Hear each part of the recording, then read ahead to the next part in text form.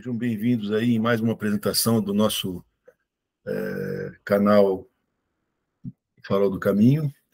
E continuando no livro Renovando Atitudes do Espírito Ramé, vamos para a lição 39, titulada como Karma e Parentela.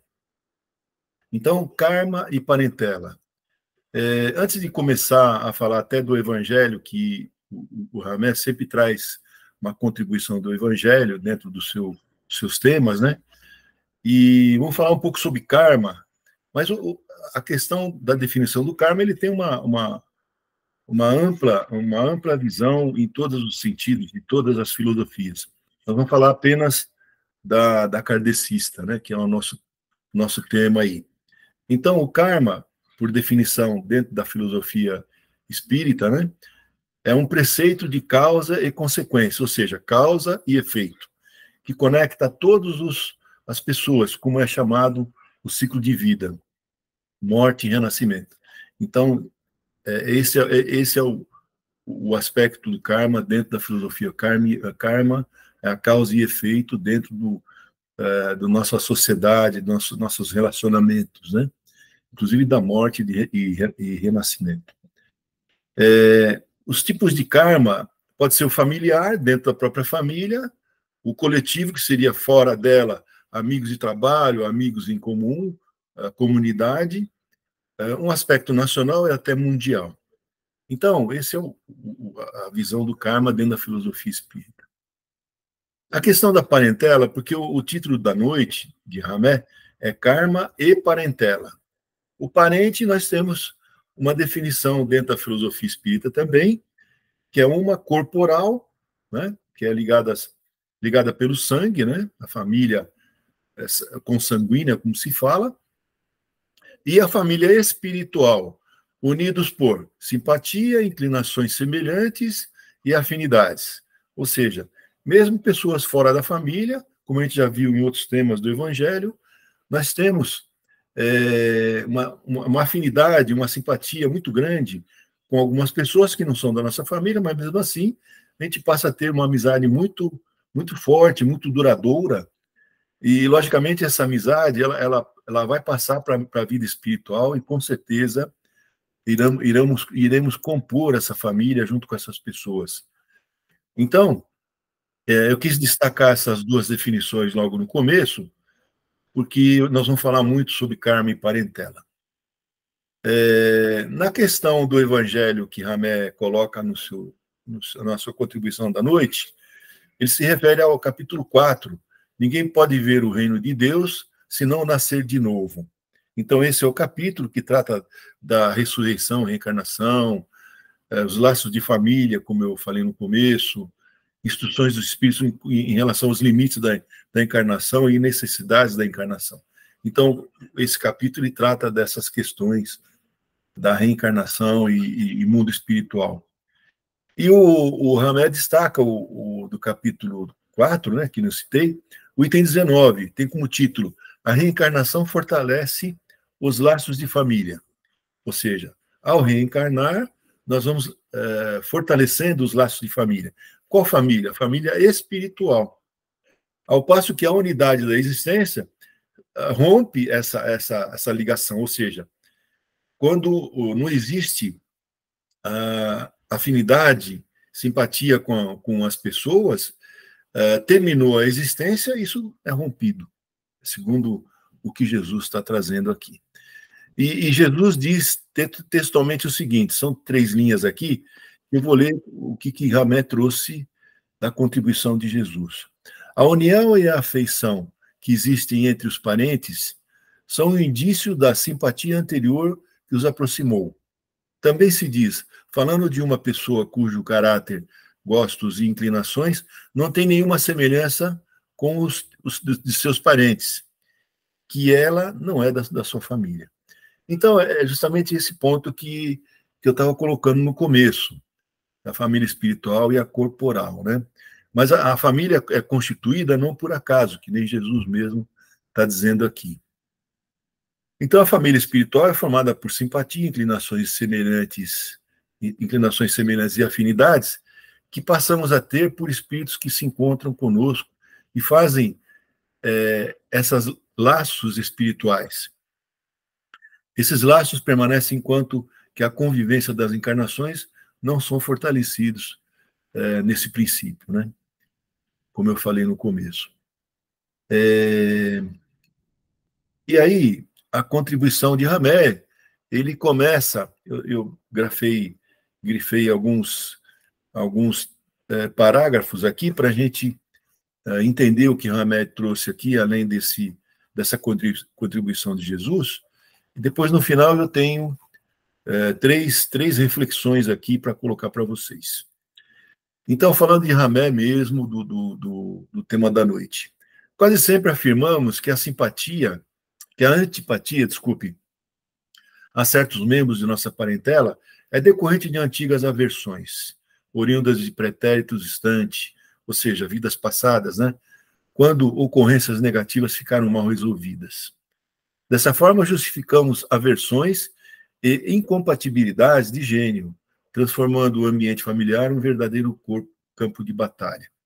Então, o que ele está dizendo aqui é que quando existem desavenças nas reencarnações anteriores, as pessoas muitas vezes compulsoriamente vêm unidas em família corporal para poder tirar essas desavenças, né? Então ele coloca mais uma coisa nessa questão.